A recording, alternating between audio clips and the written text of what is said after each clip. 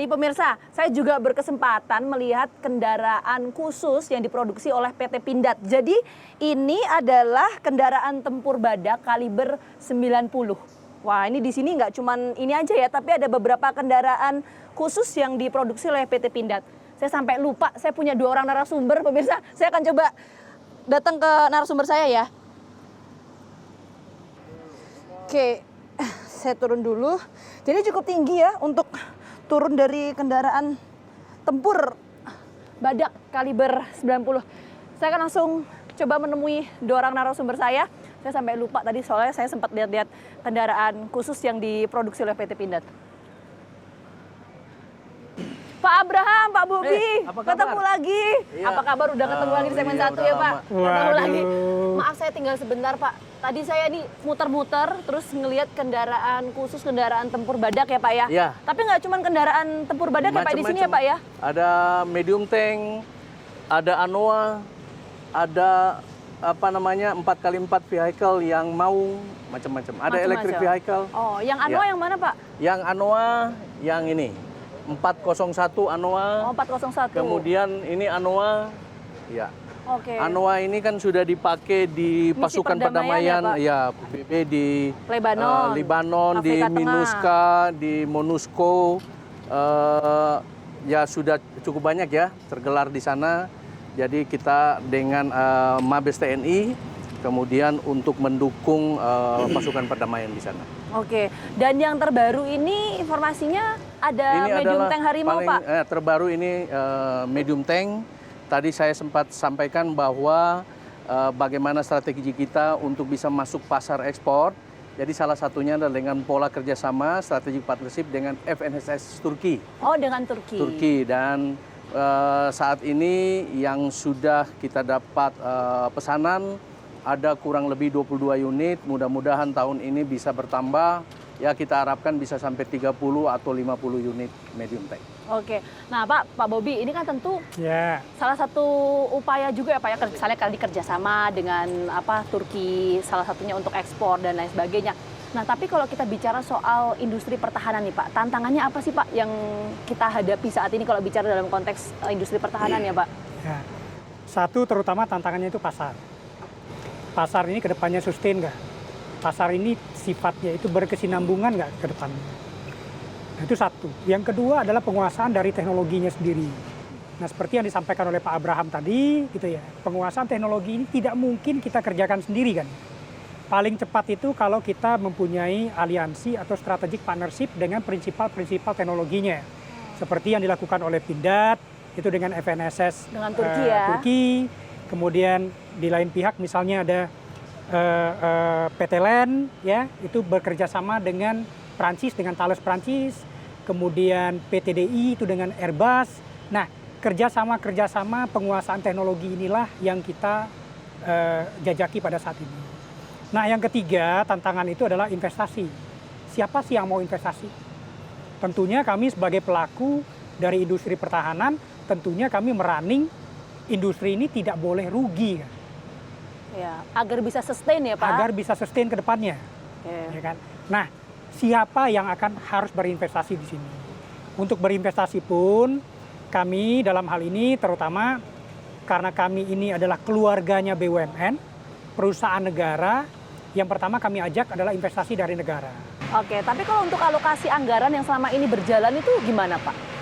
Nah, alokasi anggaran ini memang selama ini anggaran cukup besar, walaupun kalau kita lihat sendiri dibanding dengan GDP-nya Indonesia itu kecil sekali. Oke, berapa Pak anggaran yang disediakan dan GDP? Jadi kalau kita hitung ya, itu hanya 0,8%. 0,8% dari GDP? Dari GDP kita. Kalau asumsikan GDP kita itu sekitar $1 billion, berarti kan anggaran pertahanan ini hanya 8 miliar dolar. Itu untuk Indonesia yang di sini ada 275 juta penduduk, kemudian ada 7,8 juta kilometer persegi wilayah yang harus diamankan, itu kecil sekali. Terus terang. Itu sampai saat ini ya Pak ya? Sampai saat ini. Sampai saat ini. Kalau kita bandingkan di negara ASEAN saja, itu Singapura aja, negara kecil itu kok 3,2% kok. 3,2%. Sementara kita 0,8 ya Pak kita ya? 0,8, kita yang paling kecil. Gapnya terlalu jauh ya Pak ya? Betul, gapnya Oke. terlalu jauh sekali. Oke. Nah, saya mau ke Pak Abraham kalau gitu. Ya. Ini yang medium tank harimau ya Ini Pak ya? medium tank Nah, harimau. Pak, tadi kan sudah dijelaskan Pak soal tantangan industri pertahanan kita ke depannya Betul. apa. Kita tahu bahwa PT Pindad ini kan tidak hanya memproduksi tadi ya Pak ya, yang waktu di awal segmen kita ke sana Pak, Ya. soal persenjataan, ada laras panjang, pistol dan lain sebagainya, tapi Ya. juga kendaraan khusus, bahkan di bidang pertambangan dan lain sebagainya Ya. pun juga menjadi produksi dari PT Pindad. Tapi kalau Ya. melihat tantangan pertahanan yang ada untuk ke depan Pak, apakah akan ada proyeksi untuk ke depan produksi apalagi yang ingin dirilis oleh Pindad Pak? Ya, jadi tadi kalau kita sudah melihat produksi kita yang menjadi produk-produk unggulan, ada senjata laras panjang, kemudian ada pistol, kemudian kita juga produksi yang namanya peluru, mulai dari kaliber kecil 556, 762, 12,7, kemudian kita memproduksi munisi kaliber besar 20 mili, kemudian 40, 60, 81, kemudian kita memproduksi roket dengan konsorsium industri pertahanan. Juga kita memproduksi kendaraan tempur. Kendaraan tempur itu seperti tadi yang sudah dijelaskan, ada Anoa, kemudian ada badak yang sudah menggunakan Canon 90 mm, kemudian medium tank menggunakan Canon 105.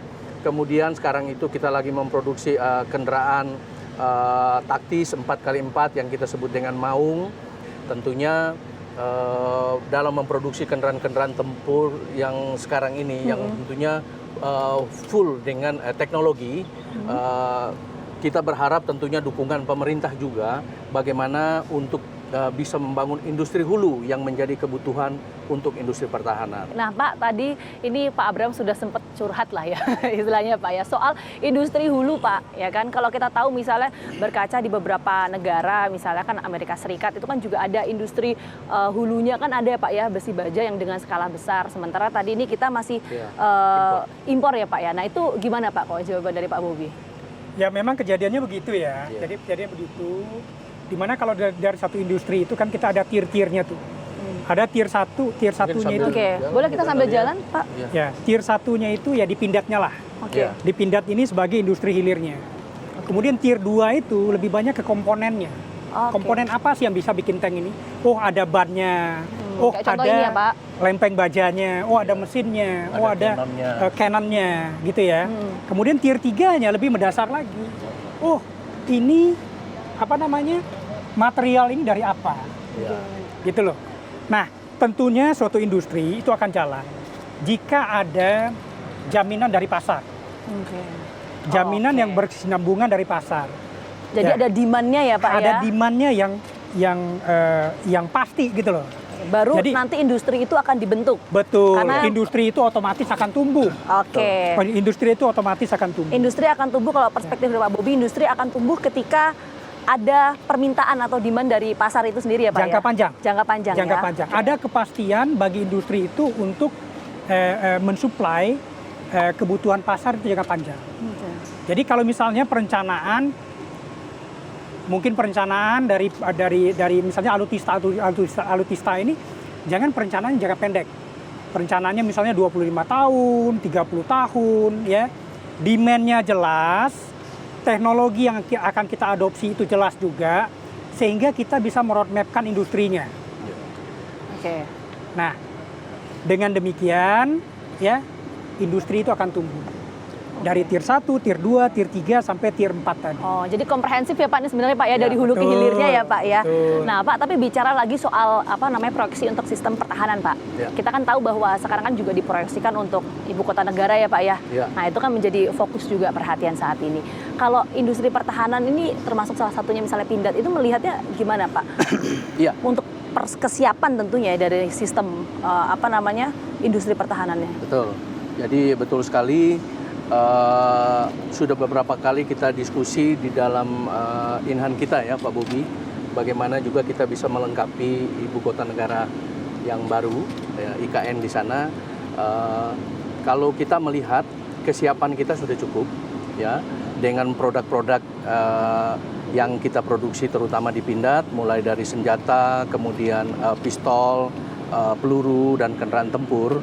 Tinggal bagaimana kita melihat sistem yang akan kita bangun sendiri di IKN untuk proteksi di sana itu seperti apa.